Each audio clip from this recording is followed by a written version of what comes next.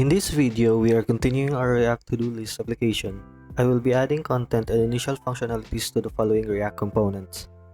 This will get us much closer to the design as you can see from the screen.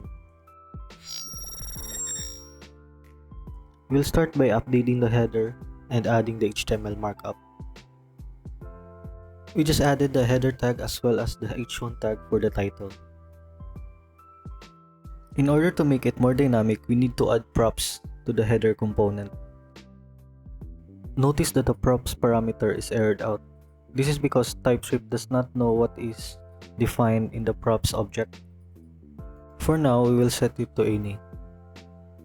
We will be expecting the title variable inside the props. So what we'll do is add an interface using Typescript.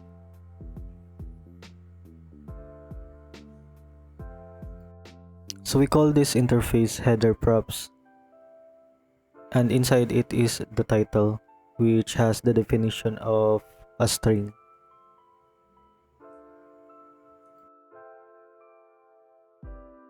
This string is optional, so we will add the question mark symbol and replace the previous any type with the actual header props. Additionally, we can add the default string in the header props itself. Finally, we will remove the constant that we declared. The next one that we will update is the TodoInput component. We will enclose it with the form tag and add the TodoInput ID. What's inside is the paragraph with the brief description, the form field, and then lastly the button that will submit the TodoInput form. Based on our previous changes, here is the state of the current Todo application. In order to have dynamic functionalities to the application, we need to utilize the useState hook. useState is part of React's hook feature. It allows you to have state variables in a functional component. useState only has one argument, which is the initial state. For example, the initial state of count is 0. It returns a pair of values, which is the current state and the function that updates it. In this example, we have the count state and the setCount function, which will increment and decrement the current value of the count state. We will be implementing useState to the TodoInput component. Here, we will declare the useState function, which has the initial value put inside the Todo object. It returns a pair of values, which is the Todo object that represents the main state, and also returns the setTodo function, which is responsible for updating the Todo object. The Todo object contains an ID. For now, we will set it to 1. It also contains a description, in this case a sample to-do to wash the dishes. And lastly, the isDone value, which determines if the item is still in progress or not. We then set the to-do description to the value attribute of the input field. After that, we will add the onChange property of the field that will be triggered whenever the user updates to the text inside it. We name the function handleTodoChange, which passes the event variable. We then use the setTodo function to update the Todo object, specifically its description, in which we get the value from the event argument. Notice that the event parameter is errored out. We can just remove this by explicitly declaring it with any type. Or using VS Code's IntelliSense, we can see what's the return type of the onChange property.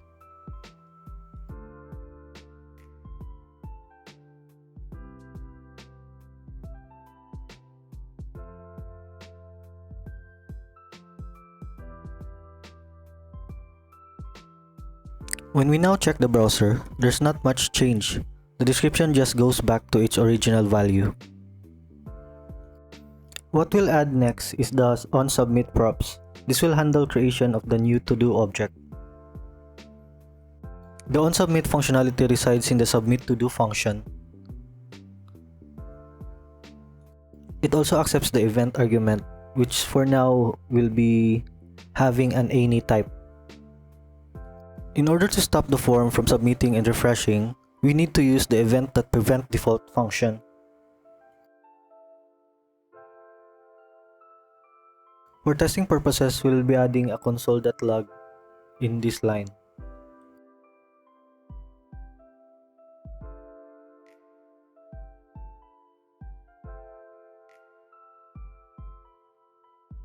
After that, we'll again use the setToDo function to reset the todo object.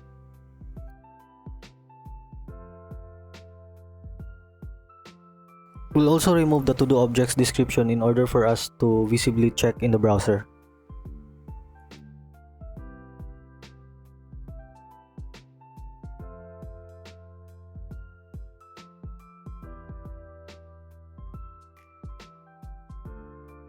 So when we type any text in the input field, upon clicking the add button, it will revert back to its original value, which is empty. From our console located in the right side, you can see the objects we submitted, alongside the new description. In our To-Do List application, each item has an ID. This ID should be unique for each generated item. In order to solve this problem, instead of creating a solution from scratch, we used a node package which is called UUID. This package will give us the function to generate a unique ID. We install the package by running the command npm install UUID. After installation, we will be importing it. There are multiple versions of the function that will generate unique ID. I will be using the v4 function to generate. We will replace the static ID value with the UUID function, so that every time the to-do object is referenced, it will generate a new one.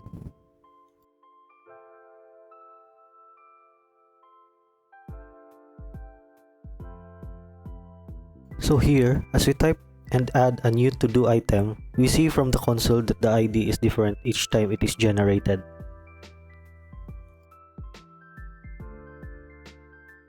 The next one that we will be working on are the two components responsible for displaying the items, whether it is in progress or already done.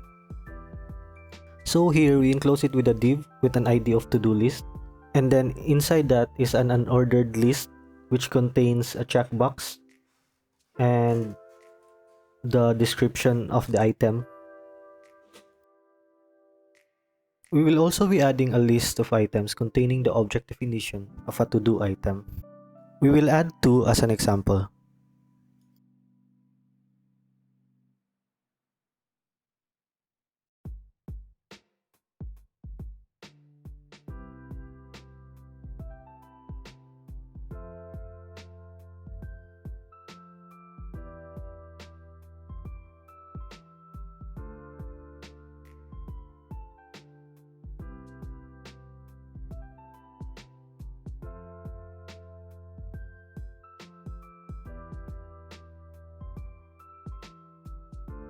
After that, we will make the list dynamic by looping each item and using the values for each to-do object.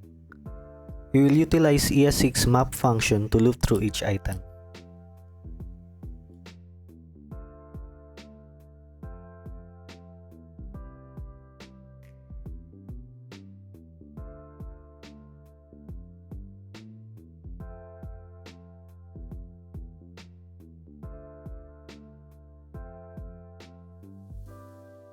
Notice that we have a warning about having a unique key prop.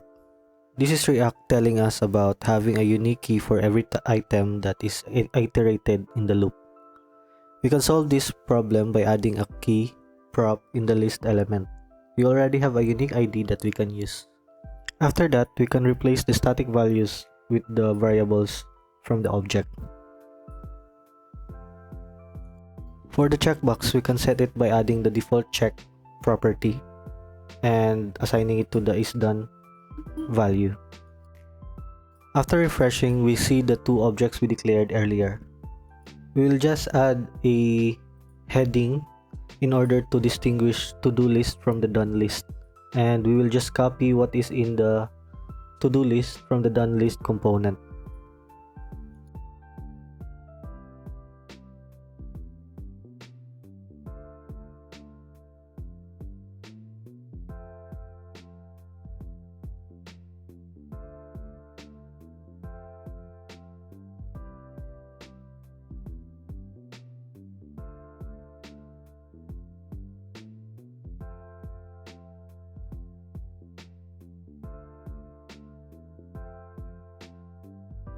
Since this is a DoneList component, we assume that all items here are already completed.